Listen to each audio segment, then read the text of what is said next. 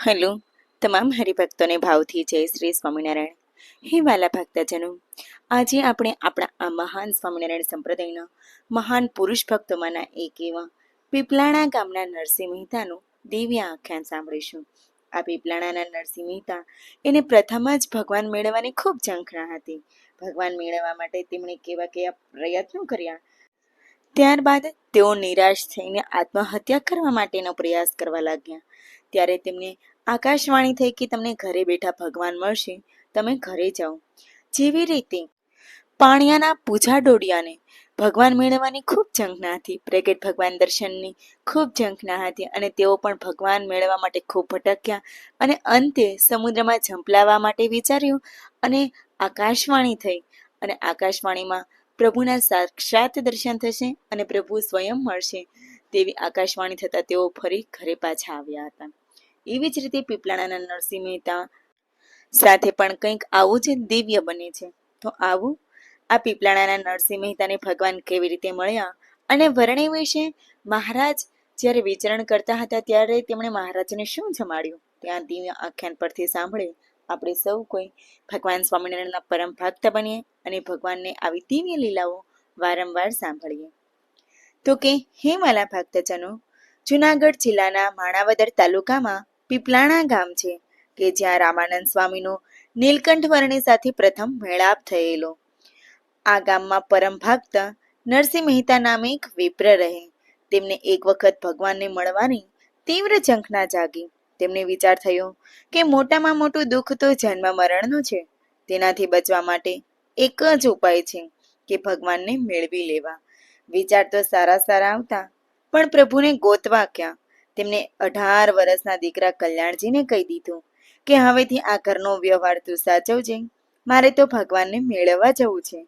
જો સંતો મળી જશે તો પ્રભુ પણ મળી જશે, કારણ કે ભગવાન તો સંતોના હૃદયમાં રહે છે. મારી ચિંતા ન કરતો. બસ મહેતા તો ચાલી નીકળ્યા. ચાલતા ચાલતા ગિરનારની તળેટીમાં પહોંચી ગયા. ત્યાં તો ખાખી બાવાઓ મળ્યા. વ્યસની અને સ્ત્રી ધનના લાલચી હતા.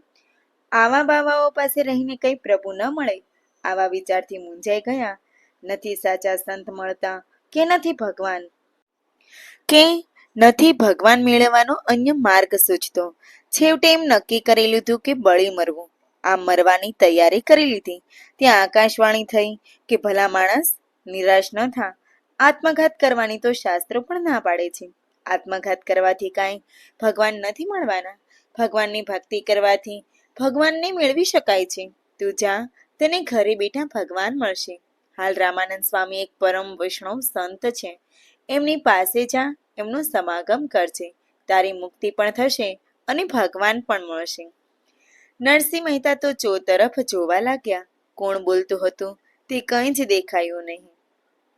તેમને થયું કે આ અવાજ આકાશવાણી જ હોવી જોઈએ.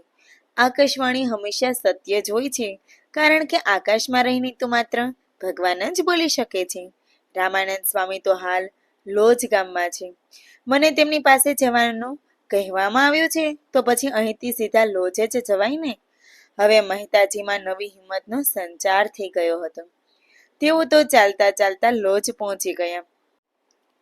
ત્યાં તેમને ઉદ્ધાવતાર રામાનંદ સ્વામી મળી ગયા.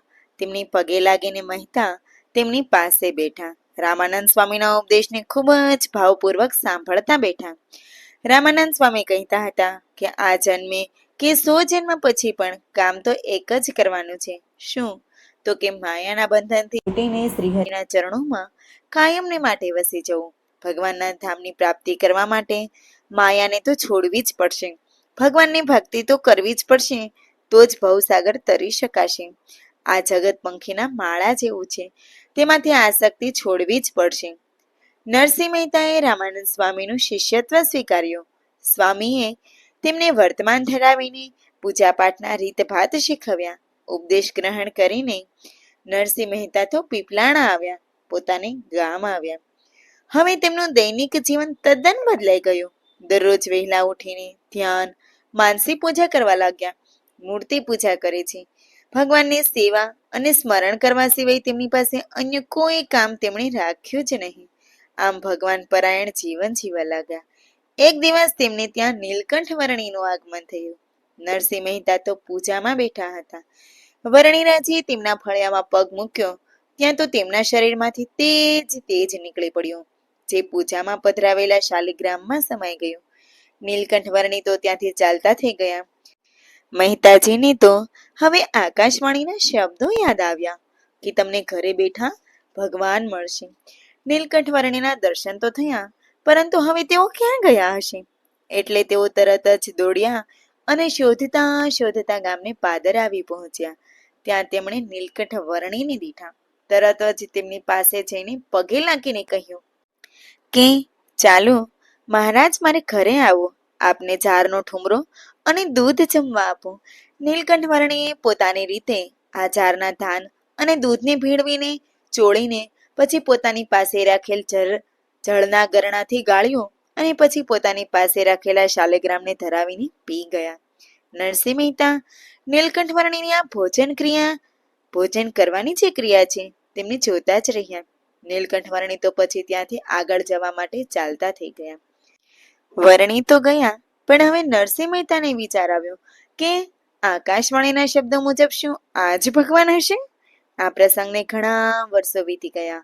શ્રી હરિ ફરીથી પીપલાણા તેમને ઘરે પધાર્યા. 6 મહિના સુધી પીપલાણા રહ્યા. મોટા મોટા યજ્ઞો કર્યા, બ્રહ્મચોરાસી કરી, હજારો બ્રાહ્મણોને જમાડીને અન્ન તથા દક્ષિણાથી તૃપ્ત કર્યા. રામાનંદ સ્વામીએ નીલકંઠ વર્ણીને દીક્ષા પણ નરસિંહ મહેતાના ઘરે જ આપી છે. આ દીક્ષા વિક્રમ સંવત 1857ના કારતક સુદ 11 પ્રબોધિની એકાદશીના દિવસે આપેલી છે. રામાનંદ સ્વામીએ નીલકંઠ વર્ણીને 2 નામો ધારણ કરાવેલા છે, જે છે અનુક્રમે સહજાનંદ સ્વામી અને નારાયણ મુનિ. હે વાલા ભક્તજનો, આ સ્વામિનારાયણ ભગવાનના પરમ ભક્ત એવા પીપલાણાના નરસિંહ મહેતા પણ કેટલા ભાગ્યશાળી છે કે જેમની ઘરે અનંત કોટી બ્રહ્માંડોના માલિક વર્ણી વિશે પણ આવ્યા છે અને ત્યારબાદ રાજાધિરાજ સ્વરૂપે પણ આવ્યા છે. અને મહારાજે દીક્ષા લીધી ત્યારે દીક્ષાની જે ક્રિયાવિધિ કરી છે તે પણ આ નરસિંહ મહેતાના ઘરે જ કરી છે અને આ 6 મહિના સુધી આ પીપલાણા ધામમાં વસીને રહ્યા છે. હે વાલા ભક્તજનો, જો તમને આ દિવ્ય આખ્યાન ગમ્યું હોય તો વિડીયોને લાઈક જરૂર કરજો અને ચેનલને સબસ્ક્રાઈબ પણ જરૂર કરજો તથા અન્ય હરિભક્તો સુધી ભાવ, પ્રેમ અને આદર થકી મોકલજો, જેથી કરીને એ પણ આપણા મહાન ભક્તરાજ જેવા પીપલાણાના નરસિંહ મહેતાનું દિવ્ય આખ્યાન સાંભળે અને તેમાંથી જરૂરી એવી દિવ્ય પ્રેરણા મેળવે.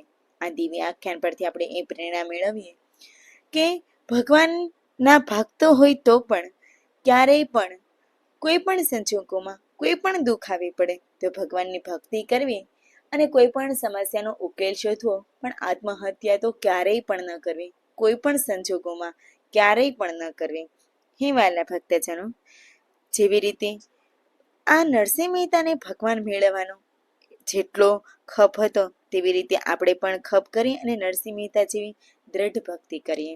હે વાલા ભક્તજનો, તો ફરી મળીએ એક નવા આખ્યાન સાથે, એક નવા પુરુષ ભક્તના એક દિવ્ય આખ્યાન સાથે, અનંત કોટી બ્રહ્માંડોના માલિક રાજાધિરાજ પરબ્રહ્મ પૂર્ણ પુરુષોત્તમ નારાયણ ભગવાન શ્રી સ્વામિનારાયણના એક દિવ્ય લીલા ચરિત્ર સાથે. ત્યાં સુધી આપ સર્વે હરિભક્તોને અમારા હૃદયપૂર્વક અને ભાવપૂર્વક જય શ્રી સ્વામિનારાયણ. અને હા વાલા ભક્તો, અમારી યુટ્યુબ ચેનલમાં ઘણા બધા પુરુષ રત્ન ભક્તોના અને ખૂબ બધા નારી ભક્તોના દિવ્ય આખ્યાનો છે તે તમે સાંભળી સર્વોપરી સ્વામિનારાયણ ભગવાનની ઉપાસના, તેમની નિષ્ઠા અને તેમનું સર્વોપરીપણું કાયમ અને દ્રઢ કરી શકો છો. તો ફરી મળીએ આવતીકાલે એક નવા પુરુષ ભક્તના દિવ્ય આખ્યાન સાથે. ત્યાં સુધી આપ સર્વેને અમારા હૃદયપૂર્વક જય શ્રી સ્વામિનારાયણ.